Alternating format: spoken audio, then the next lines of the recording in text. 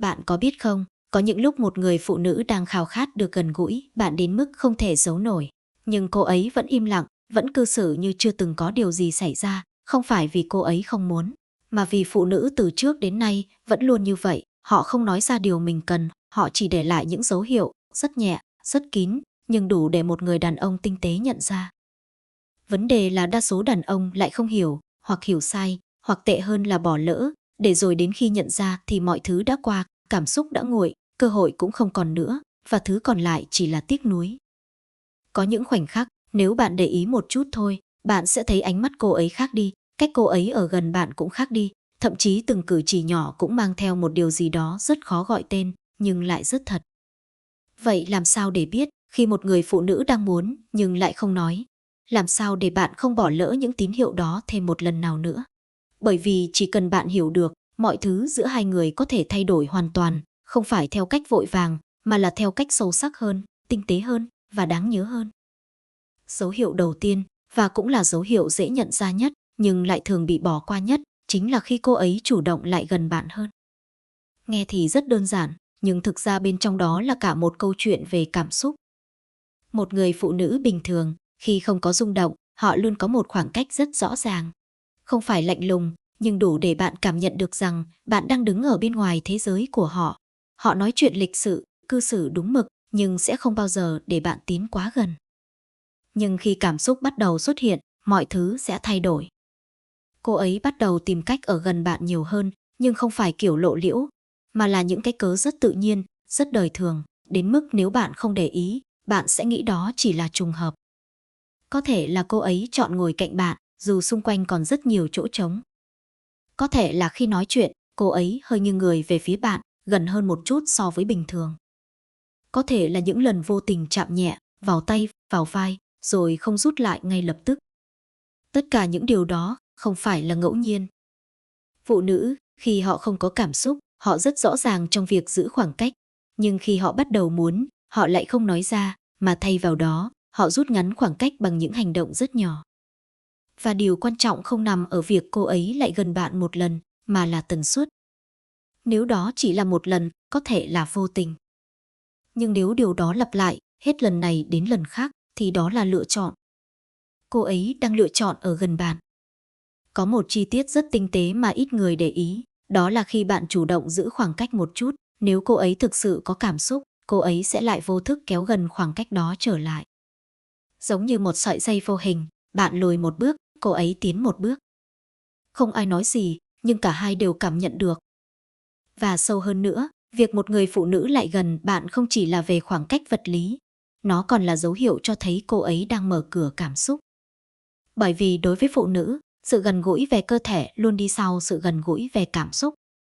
Khi cô ấy chủ động ở gần bạn, nghĩa là cô ấy đã bắt đầu cảm thấy an toàn, bắt đầu tin tưởng và bắt đầu có một sự kết nối nào đó đủ mạnh để khiến cô ấy phá vỡ ranh giới ban đầu. Nhưng hãy nhớ, không phải cứ cô ấy lại gần là bạn có thể vội vàng.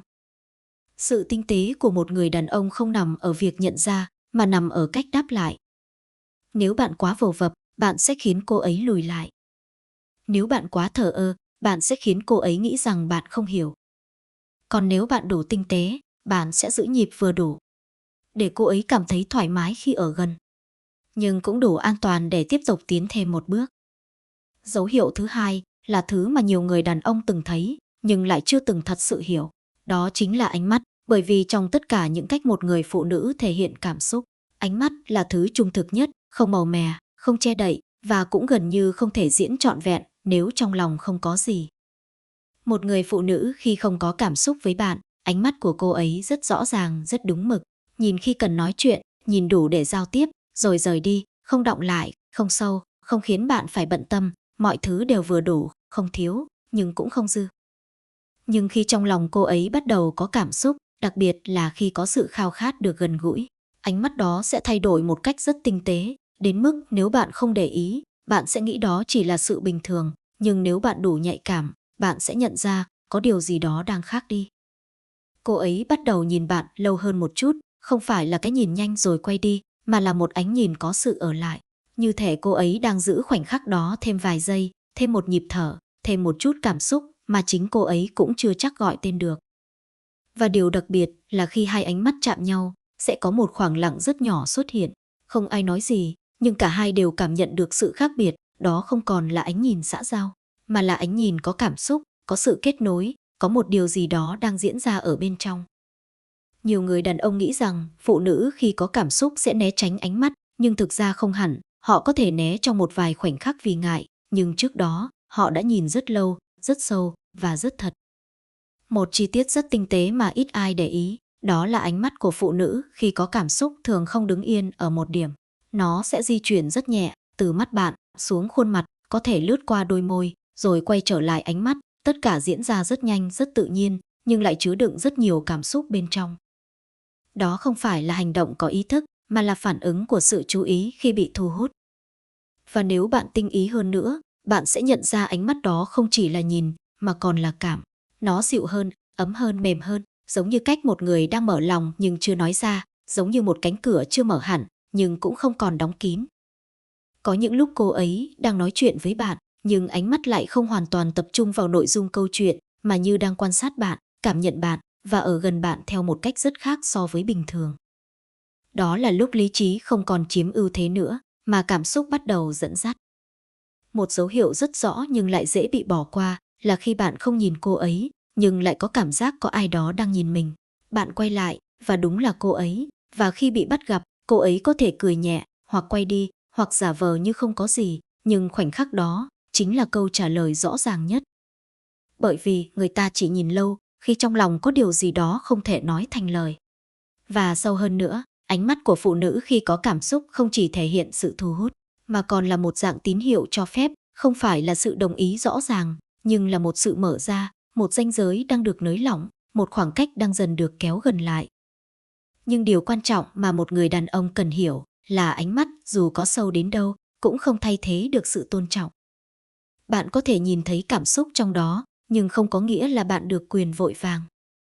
Sự tinh tế nằm ở chỗ, bạn nhận ra, nhưng không làm cô ấy khó xử, bạn hiểu, nhưng không ép mọi thứ phải diễn ra nhanh hơn, bạn cảm nhận được, nhưng vẫn giữ cho cô ấy một không gian đủ an toàn để tiếp tục mở lòng. Bởi vì đôi khi, điều khiến một người phụ nữ muốn tiến gần hơn, không phải là bạn làm gì, mà là cách bạn hiểu được những điều cô ấy chưa từng nói ra. Và trong tất cả những điều chưa nói đó, ánh mắt luôn là nơi bắt đầu. Và đó mới là điều khiến một người phụ nữ thật sự muốn ở gần bạn lâu hơn. Dấu hiệu thứ ba, không nằm ở khoảng cách, cũng không nằm ở ánh mắt, mà nằm ở một điều tưởng chừng rất nhỏ, rất bình thường, đó là cách cô ấy chăm chút cho ngoại hình của mình khi ở cạnh bạn. Nghe qua thì ai cũng nghĩ, phụ nữ thì ai chẳng thích làm đẹp, nhưng sự thật là phụ nữ không làm đẹp cho tất cả mọi người, họ chỉ thật sự để tâm đến vẻ ngoài của mình khi trước mặt là người khiến họ muốn được chú ý. Một người phụ nữ khi không có cảm xúc, họ vẫn có thể gọn gàng, vẫn có thể chỉn chu, nhưng đó là sự chỉn chu chung chung, không có sự thay đổi rõ ràng khi bạn xuất hiện hay không. Nhưng khi cô ấy bắt đầu có cảm xúc, bạn sẽ thấy một sự khác biệt rất rõ, dù cô ấy không hề nói ra. Cô ấy có thể vô thức chỉnh lại tóc khi đang nói chuyện với bạn, không phải vì tóc rối, mà vì cô ấy muốn mình trông đẹp hơn trong mắt bạn ngay tại khoảnh khắc đó. Cô ấy có thể kéo lại cổ áo, vuốt nhẹ tay áo, hoặc nhìn xuống trang phục của mình như đang kiểm tra xem mọi thứ có ổn không, dù trước đó vài phút cô ấy hoàn toàn không bận tâm. Đó không phải là sự ngẫu nhiên, mà là phản xạ khi một người bắt đầu quan tâm đến cách mình được nhìn nhận. Có một điều rất tinh tế mà nhiều người đàn ông bỏ qua, đó là khi một người phụ nữ thích bạn, cô ấy sẽ bắt đầu có ý thức về bản thân nhiều hơn khi ở gần bạn. Cô ấy không còn thoải mái hoàn toàn như khi ở một mình, mà sẽ có chút gì đó chú ý, giữ gìn, thậm chí là hơi ngượng một cách rất nhẹ. Và chính sự ngượng ngùng đó lại là dấu hiệu rõ nhất của cảm xúc. Không chỉ dừng lại ở những hành động nhỏ, bạn sẽ thấy cô ấy dần thay đổi theo thời gian. Có thể là cô ấy ăn mặc đẹp hơn khi gặp bạn, chọn những bộ đồ khiến mình tự tin hơn, có thể là mùi hương nhẹ nhàng hơn, hoặc đơn giản là một chút son môi mà trước đây cô ấy không để ý. Tất cả những điều đó không phải để gây ấn tượng với thế giới, mà là để gây ấn tượng với bạn. Và điều quan trọng nhất là cô ấy không làm điều đó một cách phô trương. Phụ nữ khi thật sự có cảm xúc, họ không cố gắng chứng minh mình đẹp, họ chỉ muốn bạn vô tình nhận ra điều đó. Một ánh nhìn của bạn, một lời nhận xét nhỏ, đôi khi cũng đủ khiến cô ấy nhớ rất lâu. Bởi vì khi một người phụ nữ bắt đầu quan tâm đến ngoại hình của mình trước một người đàn ông, đó không chỉ là sự thích. Đó là dấu hiệu của việc cô ấy muốn mình trở nên hấp dẫn trong mắt bạn. Nhưng cũng giống như những dấu hiệu khác, điều này không có nghĩa là bạn nên vội vàng hay hiểu theo hướng quá rõ ràng. Sự thay đổi về ngoại hình chỉ là một cánh cửa. Còn việc bước qua cánh cửa đó hay không lại phụ thuộc vào cách bạn cư xử. Một người đàn ông tinh tế sẽ không làm cô ấy mất tự nhiên, không khiến cô ấy cảm thấy bị soi xét, mà ngược lại, sẽ khiến cô ấy cảm thấy thoải mái khi là chính mình, nhưng vẫn đủ đặc biệt khi ở cạnh bạn. Và đó mới là điều khiến một người phụ nữ không chỉ muốn đẹp hơn, mà còn muốn ở gần bạn lâu hơn. Dấu hiệu thứ tư, không ồn ào, không dễ nhìn thấy ngay từ đầu, nhưng lại là thứ khiến người ta cảm nhận rõ ràng nhất, đó là cô ấy trở nên dịu dàng hơn, mềm mại hơn khi ở bên bạn. Một người phụ nữ trong cuộc sống thường ngày có thể rất lý trí, rất mạnh mẽ, thậm chí có phần cứng rắn. Bởi vì cuộc sống buộc họ phải như vậy, họ phải tự bảo vệ mình, phải giữ khoảng cách, phải kiểm soát cảm xúc để không bị tổn thương. Nhưng khi đứng trước một người khiến họ có cảm xúc, đặc biệt là khi có sự khao khát được gần gũi, một phần rất khác trong họ sẽ dần xuất hiện. Không phải ngay lập tức, mà là từ từ rất nhẹ. Giọng nói của cô ấy có thể chậm lại một chút, không còn vội vàng, không còn sắc nét như khi nói chuyện với người khác, mà trở nên nhẹ hơn, mềm hơn, có gì đó rất dễ chịu, rất gần. Cách cô ấy gọi bạn cũng có thể thay đổi, từ bình thường sang thân mật hơn một chút, hoặc đôi khi chỉ là một cách xưng hô nhỏ thôi, nhưng đủ để bạn cảm nhận được sự khác biệt. Cô ấy có thể cười nhiều hơn khi ở bên bạn, không phải kiểu cười xã giao, mà là những nụ cười thật, nhẹ, đôi khi có chút ngại, đôi khi có chút nũng nịu mà chính cô ấy cũng không nhận ra. Và điều đặc biệt là cô ấy bắt đầu để lộ những khía cạnh mà bình thường cô ấy giấu rất kỹ. Có thể là sự yếu đuối, có thể là những lúc mệt mỏi, hoặc chỉ đơn giản là những câu nói tưởng chừng vô nghĩa như hôm nay em hơi mệt, nhưng lại mang ý nghĩa rất khác khi nói với bạn. Bởi vì phụ nữ không bao giờ dễ dàng thể hiện sự mềm yếu trước người mà họ không tin tưởng. Khi cô ấy bắt đầu dịu lại trước bạn, nghĩa là cô ấy đã bắt đầu cảm thấy an toàn. Và khi đã có cảm giác an toàn, thì cảm xúc mới có thể tiến xa hơn. Một dấu hiệu rất tinh tế nữa là cách cô ấy phản ứng với bạn. Nếu bạn nói đùa, cô ấy sẽ cười hơn. Nếu bạn quan tâm, cô ấy đón nhận nhẹ nhàng hơn. Nếu bạn vô tình chạm vào cảm xúc của cô ấy không phản ứng gay gắt mà chỉ im lặng hoặc nói rất nhẹ. Tất cả những điều đó không phải là sự yếu đuối, mà là sự mở lòng. Nhưng điều quan trọng nhất nằm ở chỗ, sự dịu dàng này không dành cho tất cả mọi người. Cô ấy có thể vẫn mạnh mẽ với người khác, vẫn lý trí, vẫn giữ khoảng cách, nhưng khi ở cạnh bạn, lại là một phiên bản hoàn toàn khác. Đó chính là lúc bạn nên hiểu, bạn không còn là người bình thường trong mắt cô ấy nữa. Tuy nhiên, đây cũng là dấu hiệu mà người đàn ông dễ làm hỏng nhất. Bởi vì khi thấy một người phụ nữ dịu dàng hơn, nhiều người lại nghĩ rằng cô ấy dễ dàng và bắt đầu vội vàng, bắt đầu tiến quá nhanh, hoặc vô tình làm mất đi cảm giác an toàn mà cô ấy đã mất rất lâu mới có thể xây dựng. Nhưng một người đàn ông tinh tế sẽ hiểu rằng sự dịu dàng của phụ nữ không phải là lời mời gọi, mà là một món quà. Và món quà đó chỉ được trao cho người mà cô ấy cảm thấy xứng đáng. Vì vậy, thay vì vội vàng hãy chậm lại một chút. Giữ cho cô ấy cảm giác an toàn. Giữ cho mọi thứ tự nhiên. Và để sự dịu dàng đó tiếp tục lớn lên. Bởi vì khi một người phụ nữ đã thật sự mềm lại trước bạn, thì đó không chỉ là sự rung động, mà là dấu hiệu của một sự kết nối rất sâu đang dần hình thành. Dấu hiệu thứ 5 là một trong những dấu hiệu rõ ràng nhất, nhưng lại dễ bị hiểu sai nhất, đó là cô ấy không từ chối những tiếp xúc gần, thậm chí còn giữ lại những khoảnh khắc đó lâu hơn một chút. Trong thế giới cảm xúc của phụ nữ, ranh giới cơ thể luôn là một điều rất quan trọng. Khi không có cảm xúc, họ gần như phản xạ tự nhiên sẽ giữ khoảng cách, tránh những va chạm không cần thiết, dù là rất nhẹ, rất vô tình. Nhưng khi có cảm xúc, đặc biệt là khi đã có sự tin tưởng và khao khát được gần gũi, ranh giới đó sẽ dần được nới lỏng. Không phải là biến mất hoàn toàn, mà là mềm đi. Bạn có thể nhận ra điều đó qua những điều rất nhỏ. Một cái chạm tay khi nói chuyện, cô ấy không rút lại ngay. Một lần bạn vô tình chạm vào vai, cô ấy không né tránh. Khi đi cạnh nhau, khoảng cách giữa hai người gần hơn bình thường và cô ấy không hề lùi lại. Thậm chí, Có những khoảnh khắc mà chính cô ấy là người giữ sự tiếp xúc đó lại lâu hơn một chút. Không ai nói gì, nhưng cả hai đều cảm nhận được. Và chính cái một chút lâu hơn đó lại là điều đáng chú ý nhất. Bởi vì nếu không có cảm xúc, phản xạ tự nhiên của con người là rút lại. Còn nếu họ giữ lại, nghĩa là họ đang thoải mái, thậm chí là muốn cảm nhận thêm. Một chi tiết rất tinh tế nữa là cách cô ấy phản ứng sau những tiếp xúc đó. Nếu cô ấy tỏ ra bình thường, không né tránh, không khó chịu, thậm chí còn tiếp tục câu chuyện như không có gì xảy ra, thì đó không phải là sự vô ý, mà là sự chấp nhận. Và sâu hơn nữa là sự cho phép ở một mức độ nào đó. Nhưng điều quan trọng nhất mà nhiều người đàn ông thường hiểu sai là nghĩ rằng đây là tín hiệu bật đèn xanh cho mọi thứ. Không phải, sự không từ chối không có nghĩa là sự sẵn sàng hoàn toàn. Sự thoải mái không có nghĩa là bạn có thể tiến xa hơn tùy ý. Nó chỉ đơn giản là cô ấy đang cảm thấy ổn khi ở gần bạn, đủ tin tưởng để không cần dựng lên những ranh giới cứng như trước. Và chính vì vậy, đây là lúc sự tinh tế của bạn trở nên quan trọng hơn bao giờ hết. Nếu bạn tiến quá nhanh, bạn sẽ khiến cô ấy giật mình và thu mình lại. Nếu bạn giữ được sự chậm rãi, bạn sẽ khiến cô ấy cảm thấy an toàn và muốn ở gần hơn nữa. Một người đàn ông trưởng thành không đo lường mọi thứ bằng việc đã chạm được bao nhiêu, mà bằng việc cô ấy cảm thấy thế nào khi ở cạnh mình.